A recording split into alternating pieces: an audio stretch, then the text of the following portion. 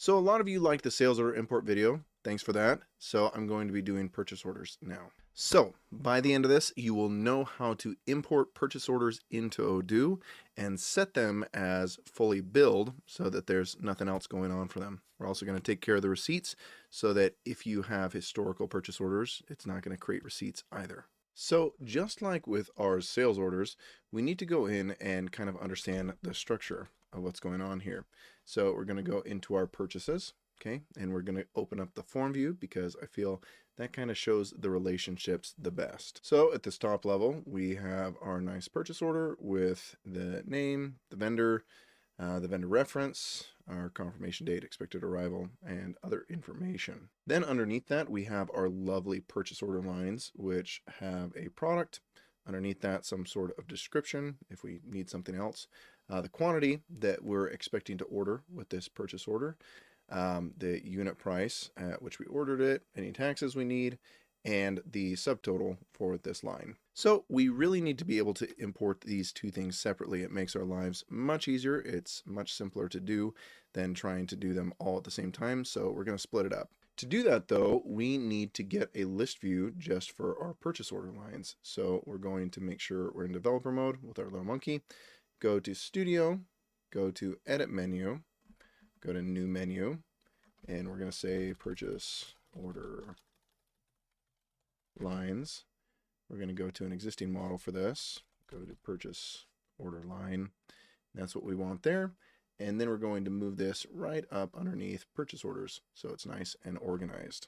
Now we're going to go into orders, purchase order lines, and it brings up our nice new list view here. It looks like we've got the information that we need overall. So we've got our order reference, we've got our vendor company. We honestly don't need most of this middle stuff because it's already on the purchase order, but we do need order reference. We're going to need to bring in product, quantity, unit price, and then our subtotal is just going to be calculated. So we don't need that there. So I'm going to pull in the stuff that we need just to make our import easier. So we're going to say product, which is going to be this guy. Okay. Make our export easier here as our example.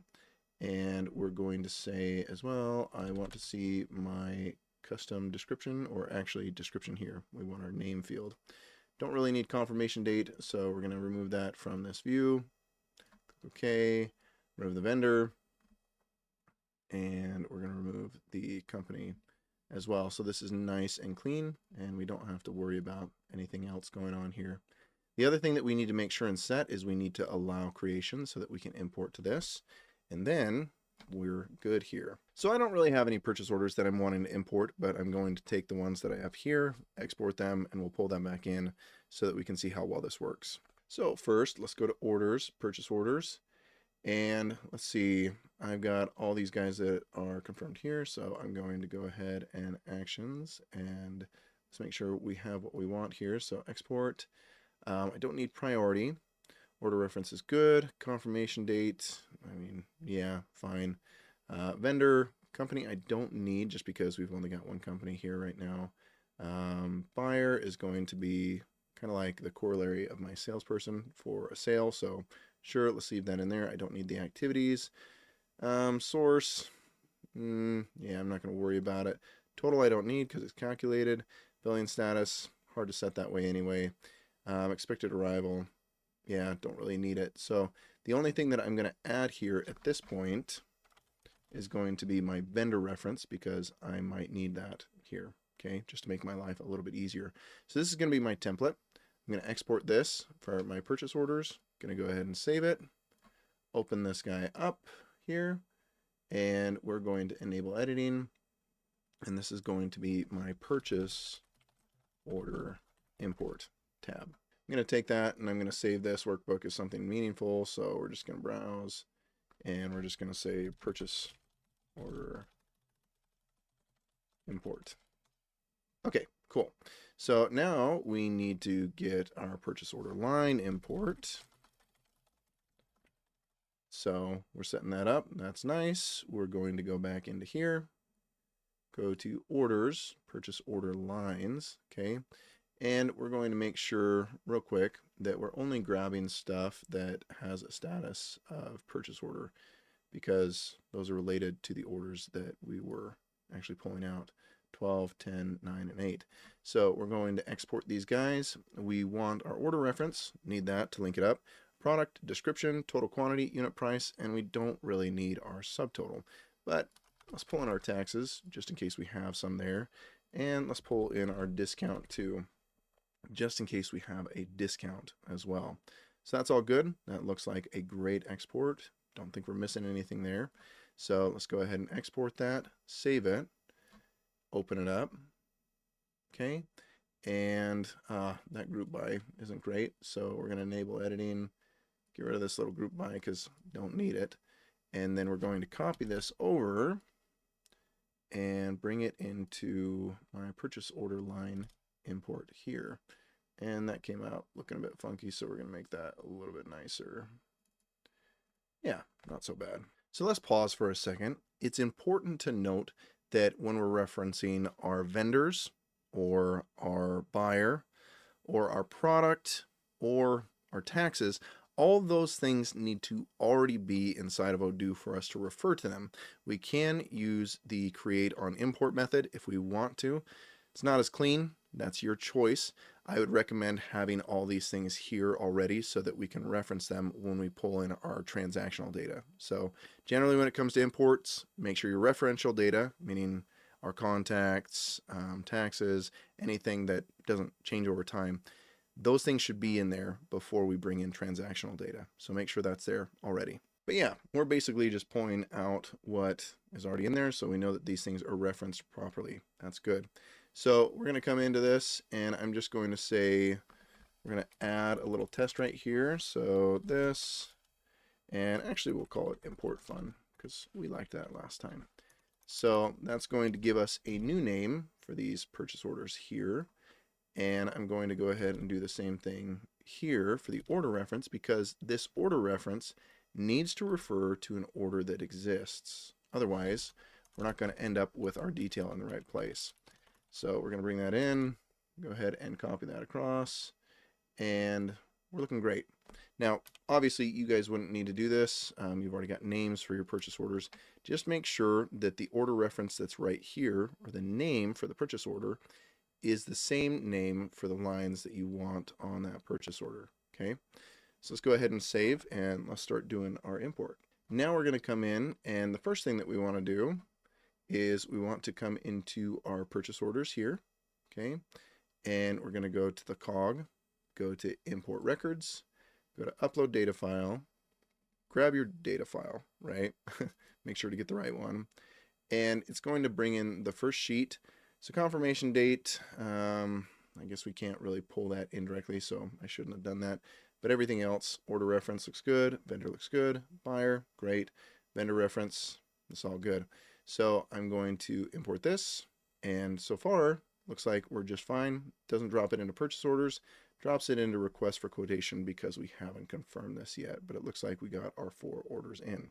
Now let's go to orders, purchase order lines, and we're going to grab the cog here, go to import records, upload data file, grab the same data file, go to purchase order line import, okay, and total quantity, well, I should probably reference that a bit differently, but we do want quantity to come in here. So we've got our order reference, which is tying this to our purchase order, our product, our description, our quantity, unit price, taxes, and discount. All this looks good.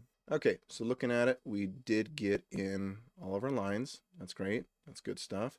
So now we need to go in and make sure that these requests for quotation are confirmed, that we don't have any receipts for them, and that we don't need to do any bills. So this is the same sort of thing that we're doing, or we did with the sales orders, so that if you're bringing in historical data, it doesn't keep needing other things to be done for it that we don't actually need to do in our system.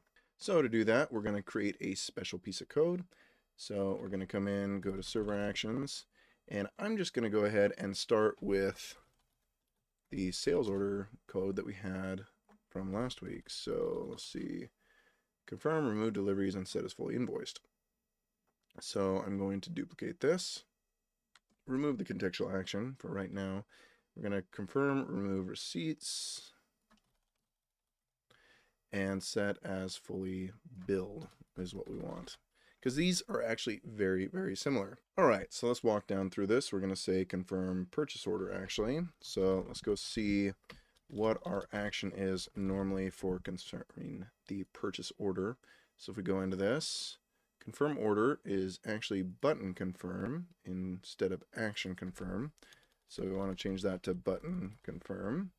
Our picking IDs should be the same. So record.picking IDs, this should clean up just fine. It's just receipts. So we're going to say remove receipts just to keep things nice and clean. And we're going to set this as fully billed, which actually, again, the funny thing is that order line is also the same here. So if I look at this, you can see these are my order lines. And if I go into edit list view and view show invisible elements, the quantity to invoice, or quantity, there's my quantity, where's my quantity to invoice here? Let's see. Is that even on here yet? Let's see. Quantity to invoice. So to invoice quantity, they just named it the same. It's not quantity to bill even. So quantity to invoice, we look at that. We're going to set that to 0. And then we're going to add just a little piece here because this will actually set it as nothing to bill. What we want to see is we want to set it to not nothing to bill, but we want to show it as fully billed. So we're going to say record billing status. So this is going to be invoice status equals, I believe that was invoiced, but we're going to double check. So we want to make sure that this is the right value there. So invoiced, that looks good. So this should clean up everything nicely. And yes, I love you guys, and I know you're just going to really love or like this video. Please do. So I've dropped the code in a little link in the description if you want to grab it. But let's go test this out. So we need to create contextual action.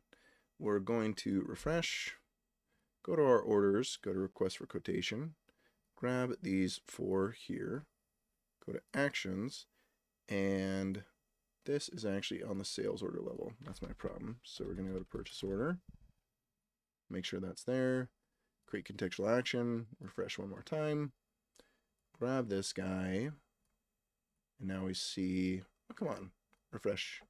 I got that in the right spot, right? Let's see, refresh one more time, and looking at this, okay, there it is.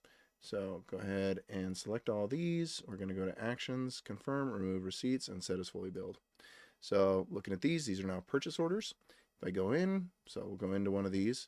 I don't have actually any receipts, so that's good. If we come back out, we can see for the status, if I go ahead and drop it in, billing status is set to fully billed. So we have nothing else that we need to do here. That's pretty sweet. So to wrap this up, the big thing here is not necessarily doing anything super tricky. It's just giving ourselves access to the correct data and moving it in the right way so that relationships are established and that we set things up properly.